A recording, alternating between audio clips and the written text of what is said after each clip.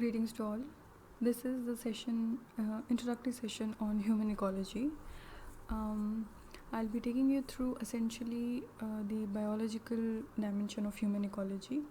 So, this presentation basically is an introductory part of it. Simultaneously, we'll be having discussion on the biological adaptation, the ecological stressors, and how the human physiology and adaptation behavior changes according to those ecological stressors.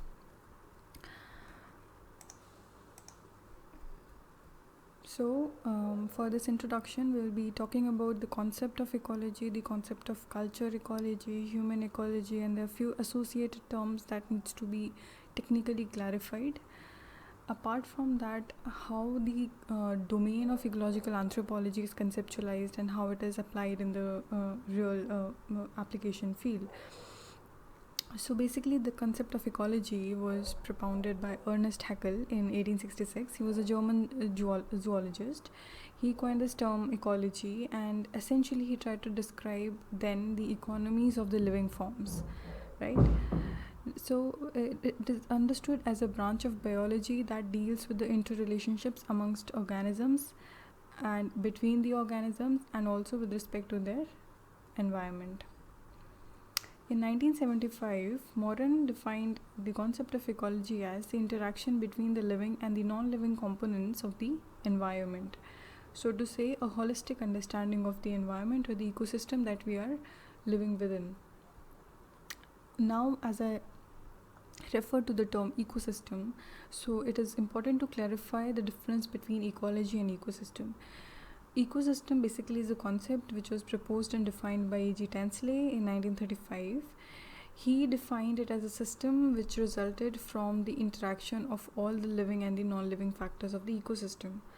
Although these two terms are used synonymously, but these describe the relationship between an organism and their particular environment differently, although they are talking more or less about the biotic and the abiotic component, their relationship in a broader perspective, but they are quite different when we talk in the width and the breadth of the two concepts. Ecology basically it's a comprehensive study of organisms and the relation with the environment they live in directly, and they interact with one another. So the association of the organisms amongst themselves and their environment, including the amount and the spread of organisms and how and why the distribution is affected by that particular environmental condition or by that association of that organism with the environment. So all of this holistic understanding is what we study as ecology. But on the other hand, ecosystem is understood as a subset of or a unit of ecology because it refers to a system which includes all the organisms in an area along with their physical, chemical environment that they live in. For instance, if I had to talk about a broader ecology of human beings across this globe, across the world, so I'll be using the term human ecology like for a very generic term, right? If I had to talk about specific community, for instance, if I had to talk about one given tribe of Odisha, let's say Odisha in India. So if I had to talk about that particular community, I'll talk about the ecosystem of that tribal community. So therefore, the term, when we are narrowing down or when we are subsetting that form, that understanding, that comprehensive outlook towards the relationship of that particular community with their environment, when we're narrowing it down, it becomes ecosystem. And when we talk about a broader concept, it's referred to as it's referred to as ecology. So I guess it's quite clear now that ecosystem is understood as a unit of ecology.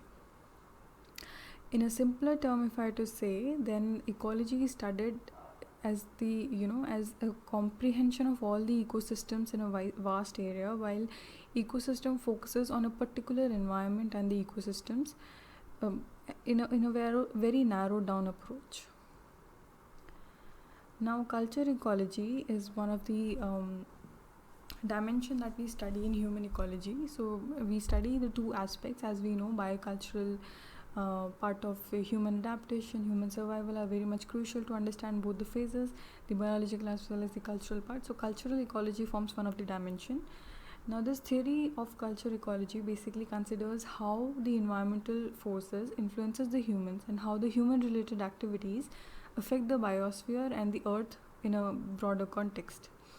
So, with respect to ecology, with which comes along with the biological dimensions, the cultural ecology is a theoretical approach that attempts to explain the similarities and differences in the culture in relation to their environment.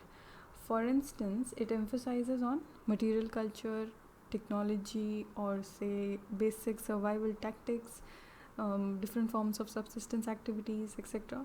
So, altogether, they are understood as a part of culture ecology. Julian Stewart, he defined culture ecology in his book, The Theory of Culture Change, as a heuristic device for understanding the effect of environment upon culture. Right? Then the broader, like one again, subdiscipline of ecology is human ecology, because now we are aware what ecology is. Therefore, this becomes one of the applied or one of the applications of ecology in terms of conservation of resource conservation, or say resource management, or studying agriculture, forestry, fishing, community health, or even human social interactions. All of this becomes the underlying principles of human ecology. So it's the study of interactions of human with their environment and their distribution across different geographical areas, broadly understanding or trying to understand the different human behaviors and their association with their environment. This concept is supposed to be believed in, it's believed that it evolved during the early 1990s. This is again a framework where we study human activities and the social institutions in correlation with their health and the functioning of the natural environment. And now, human ecology, if we had to say, this term as such was not propounded by one given person, but there are few references across literature that we can find in reference to human ecology, or in reference to studying that association of human existence with their direct environment. For instance, in 1907, Ellen Swallow Richards, his work on sanitation in daily life was published, and in his work he tried to define the concept of human ecology, not directly but referring it to a context wherein he studied the surrounding of human being in terms of the effects that it lays on the lives of the human being. So associating the nature of environment and the impact that it has on or the bearings it has on the daily life, or say for instance about their health or about their daily routine, so to say, in a broader context. So those impacts that it lays on their lives, on the lives of the human being, is therefore the broader context that he tried to understood, and gives a hint of what human ecology is. But later on it was believed that this term had a formal appearance in the field of sociology, and it was published in the book titled Introduction to the Science of Sociology in 1921, which was authored by Robert Park and Ernest Burgess. So this is supposed to be few of the pioneer works, or the few of the pioneer contributions in the field of human ecology. So to say, there is an unidentifiable name as in who coined this term or who pioneered this concept, but there has been few evidences across literature. Right, so far the understanding for culture ecology, human ecology, and the concept of ecosystem ecology is clear. Apart from this, there are other terms like ethnoecology. Now it is understood as a scientific study or a paradigm of how different groups of people are living in different locations, understanding their ecosystem, then their relationship with their environment, and traditionally how in some societies, some communities, we can relate their association with the animals, with nature directly, few phenomenons, then their habitat, etc. So basically it becomes a cross cultural study of how people perceive and manipulate their environments, right? There's another subdiscipline which is ethnobotany, that is ethno or ethnic or the scientific study of relationship between human beings and the plant life. More to say, it has the application or association with medical anthropology, where we try to study indigenous systems of medicine, traditional healing practices, which includes a lot of plant-based healing mechanisms and sort of thing. So one of the applied field in anthropology again. Then there is historical ecology, which essentially examines how culture and environment mutually influence each other over the period of time, looking at it in a retrospective manner, right? Then a very commonly studied discipline is population ecology. It concerns two populations and how they interact with their environment. Basically, when we study population, it is understood as individuals of the same species who are living within one particular ecological community, right? Um, it's broadly classified into two. These are very commonly asked questions: synecology and autoecology. So synecology is understood as the interaction between the species, whereas autoecology becomes the interactions within different species. Sorry for the typo error. Then population ecology. Basically, this field is understood by ecologists. Like, there's a growing interest by the ecologists because we are trying to understand this growth of population, which is the urgent concern right now. Then there are fluctuations in the size, the composition, the demography, and so forth. So therefore, it's becoming one of the major area of interest for ecologists, not just ecologists, but interdisciplinary interests. Then we have applied ecology, wherein we try to apply the ecological principles in solving the practical problems which are related to environment and their conflicts. For example, if I have to say about the protection, the biodiversity, conservation, then there are different projects.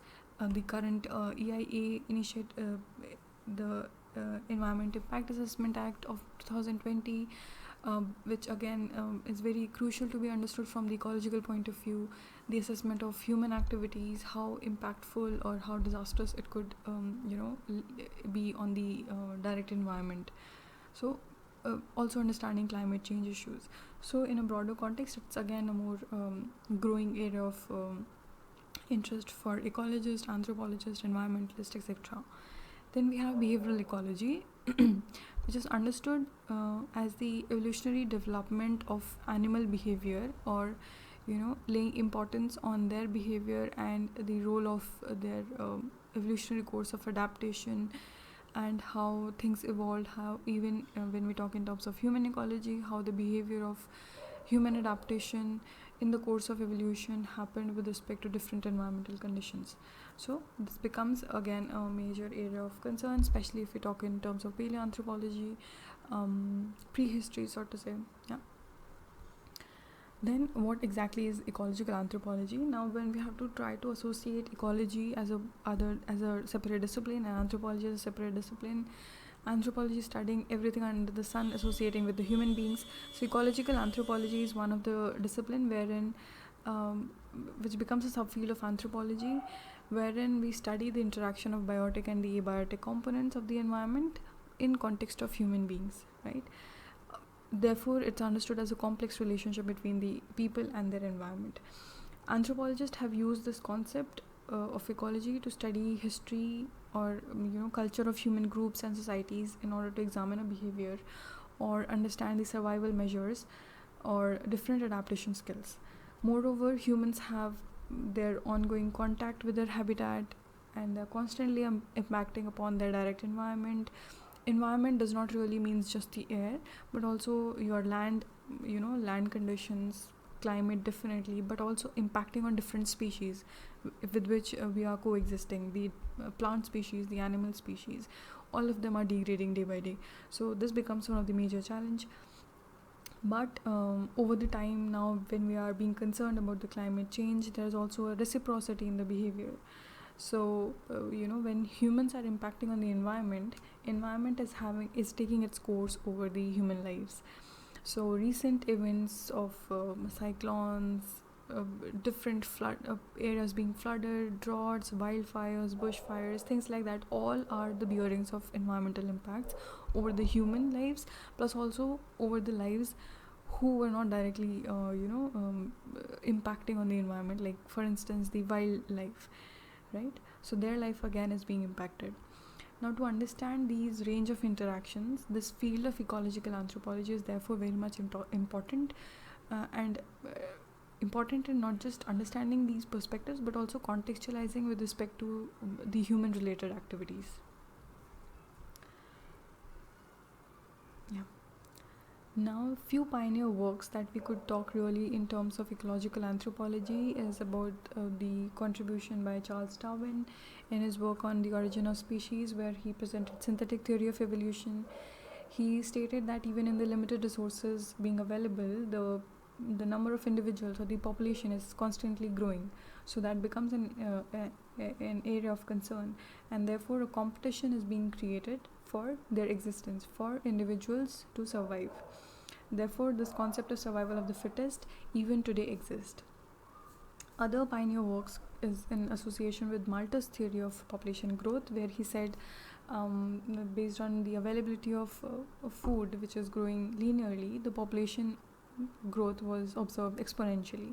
So, with respect to the growing population, we do not have the sufficient food that could cater to the needs of the exponentially growing population. Therefore, nature is taking its toll to form the circumstances wherein the growth of the population is hindered, as in they are suffering from some diseases, or say there's a drought related event wherein people die of hunger, so that population growth itself is managed as a part of the environmental conditions.